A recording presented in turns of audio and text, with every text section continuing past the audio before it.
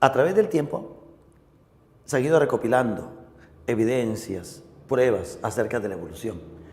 No es que un día alguien dice hay evolución y es así. No, no, no. Hay evidencias que demuestran el proceso de cambios que ha habido a través del tiempo. Hay estudios moleculares, paleontológicos, biogeográficos, de todo tipo. Así que vamos a hacer una síntesis de esa serie de pruebas y algunos aspectos importantes. Los más importantes, en primer lugar, el código genético universal. Todos los seres vivos tienen el mismo código genético. A ver cómo es eso. ¿Se acuerdan de los codones del ARN mensajero? Por ejemplo, para nosotros, el codón de inicio es AUG, que codifica el aminoácido metionina. También para el perro, también para la zanahoria. El codón CCU, CCA, codifican el aminoácido prolina. Igual en la zanahoria, igual en el elefante, igual en los hongos. Entonces, como todos los seres comparten el mismo código, entonces es una evidencia de que han venido de qué cosa, de un ancestro común. Hay variaciones naturales que han surgido a través del tiempo. Es el código genético universal, también conocido como código genético estándar, en este caso, ¿no? Código genético, el mismo para él. Lo que va a variar es el orden justamente de los codones, ¿no? El orden de los aminoácidos. Pero como te digo, en todos los seres vivos hay el mismo código. Incluso hay un cuadro, ¿se acuerdan? De codones y también de aminoácidos. Ese cuadro es válido para todos los seres. Para el perro, para el hombre, para el hongo, para la zanahoria. Código genético universal. Segundo, a través del tiempo también se han ido estudiando y comparando diversos aspectos. Por ejemplo, se hacen comparaciones moleculares, comparaciones bioquímicas, ¿no? La comparación, por ejemplo, de los citocromos, de la hemoglobina, la comparación de la insulina.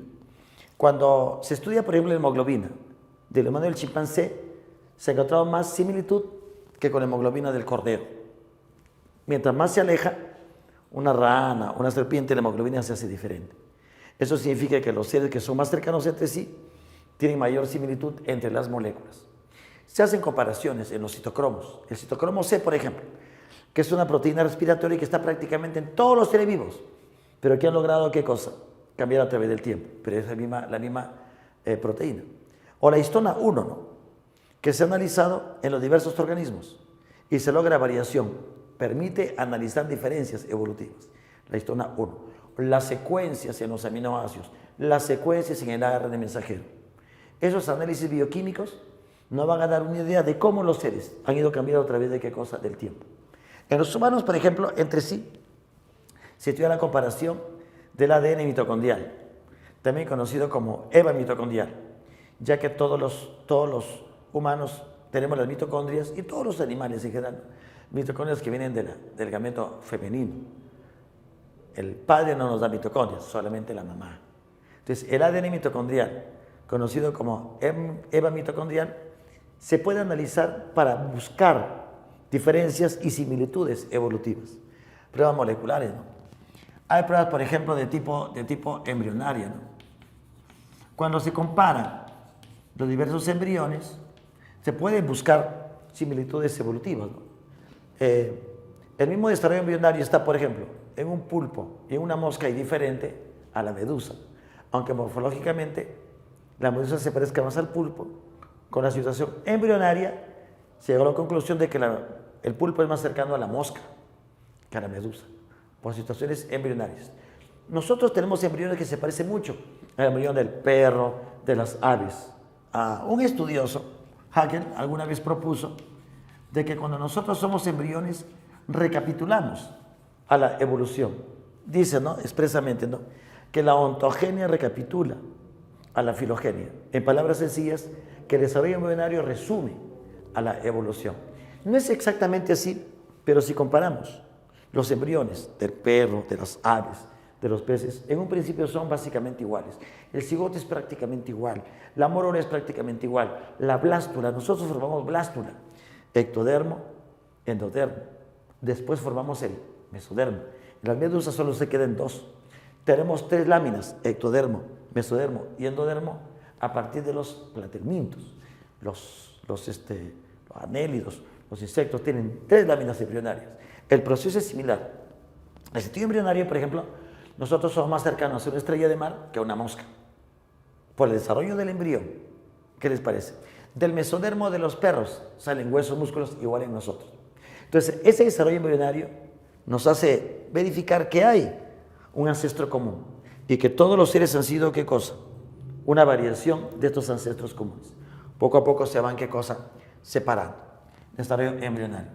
Hay evidencias, por ejemplo, de tipo biogeográfica. La biogeografía es la ciencia que estudia la distribución de los seres en el mundo. Se sabe, por ejemplo, que a mitad del Mesozoico, la Tierra, que era un solo continente, ¿no?, en el mundo, la Pangea, se dividió en Lauresa y Gondwana. La Gondwana dio origen luego, unos 70 o 80 millones de años después, a lo que hoy conocemos como Sudamérica, África, Oceanía. Por ejemplo, de manera muy simple, en esa época tal vez había una ave ancestral, corredora, muy pequeña tal vez, como una gallina, pero corredora. Pero como se separaron en 3 continentes, Sudamérica, o en 3 subdivisiones, Sudamérica, África y Oceanía, esa ave ancestral se fue para allá, para acá y por acá. Con los años y por separación geográfica, cada continente originó su ave corredora. Sudamérica está el ñandú peruano se llama suri, en África avestruz, en Oceanía el emu, que son corredoras. Son diferentes especies, no se cruzan entre sí, pero se ha logrado por esa separación. Entonces la biogeografía ha demostrado entonces que estos seres vienen de un ancestro común. Y si además se les hacen análisis moleculares, análisis embrionarios, se verifica un ancestro. ¿Qué les parece? Igual se sabe, por ejemplo, que los camélidos sudamericanos y los camélidos de la parte de Asia tienen un mismo origen, pero por migración llegaron los camélidos a América. Primero América del Norte, luego América de qué cosa del Sur. Tienen el mismo origen biogeográfico. Y la biogeografía determinará incluso situaciones ya taxonómicas. Esa es la biogeografía. ¿Por qué hay animales parecidos en África que en Sudamérica? ¿Por qué el guepardo se parece mucho al jaguar? Porque tuvieron un ancestro común. En la separación se formaron seres diferentes. Esas son pruebas biogeográficas.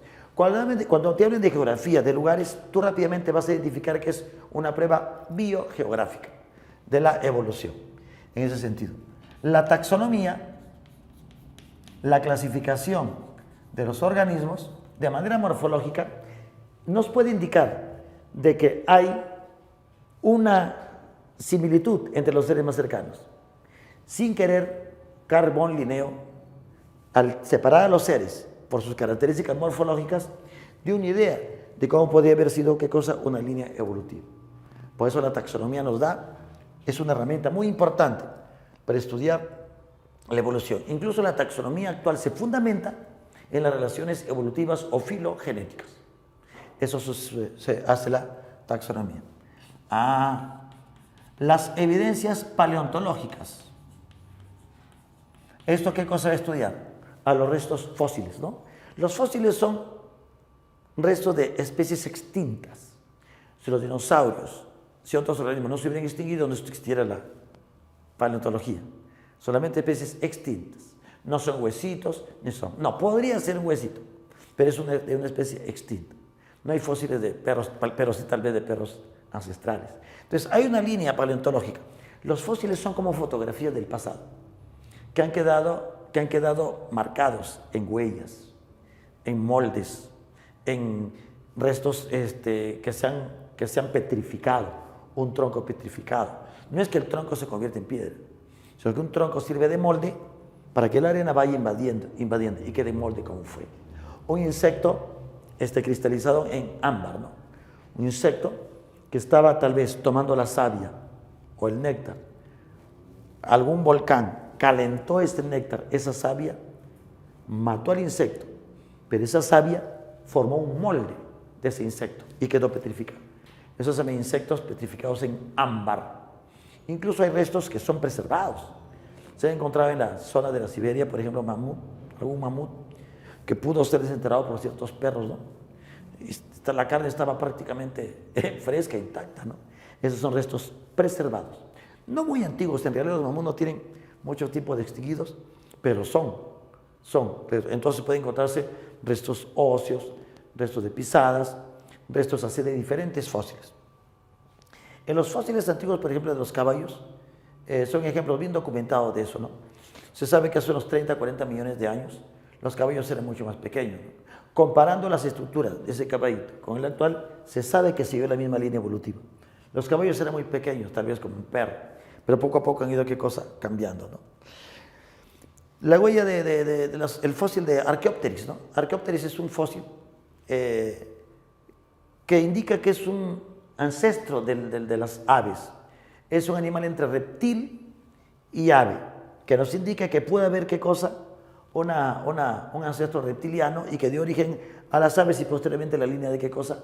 De los mamíferos. Entonces hay muchísimos de estos fósiles. Por reconstrucción y en la actualidad, con ayuda de computadoras, se pueden inferir ciertas situaciones. Se puede saber más o menos cómo fue un dinosaurio, no cómo fue un tiranosaurio, cómo fue un brontosaurio, por estos fósiles. Ahí ayuda mucho, por ejemplo, la geología. En la geología, cuando encuentras estratos en los cerros, es una maravilla. Ellos pueden ahí encontrar, incluso hay fósiles de bacterias que se estudian con microscopio electrónico. Entonces no hay fósiles solamente de huesitos, de pisadas, hay también de microorganismos. Los estromatolitos, por ejemplo, son fósiles de antiguas cianobacterias que existieron hace como 3.000 millones de años. Los restos fósiles de trilobites, ¿no? Que se extinguieron al final del Paleozoico.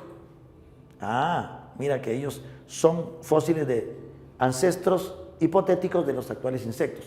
Una especie de fósil tipo cucaracha, pero grande, que fueron acuáticos.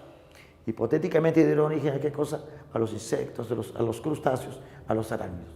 Entonces son restos o huellas paleontológicas. Y así, hay muchos aspectos en la geografía, la paleontología, que nos permiten estudiar de ese modo. Hay una serie de instrumentos muy simple de entender. La anatomía comparada nos permite verificar cómo los seres pueden haber cambiado. La anatomía comparada basa sus estudios en 3 instrumentos fundamentales: órganos homólogos, órganos análogos y las estructuras vestigiales. Los órganos homólogos se han formado por evolución divergente. A ver. ¿Qué cosa es evolución divergente? Lo que también conocemos como radiación adaptativa. En la radiación adaptativa, por ejemplo, un grupo de organismos ancestrales pueden originar órganos distintos, pero con el mismo origen embrionario y estructural. Ejemplo, los mamíferos tienen su extremidad anterior, en nuestro caso, superior. A ver. En el hombre, vamos a suponer acá en el hombre, por ejemplo, en el caballo, por ejemplo, en una ballena o en un murciélago. Observa que todos son, ¿qué cosa? Todos son mamíferos. En el hombre, ¿qué cosa encontramos en el brazo? Húmero en el antebrazo, radiocúbito, carpo, metacarpo y falanges. En el brazo del hombre encontramos eso. Brazo y mano. Función: agarrar, coger, manipular. En el caballo también hay húmero, radio, cúbito, igual, carpo y metacarpo, que se han fusionado para formar esa pezuña, ¿no? Envuelta. Van a formar, ¿qué cosa? Una pata para correr. Tienen el mismo origen, pero tienen diferente función.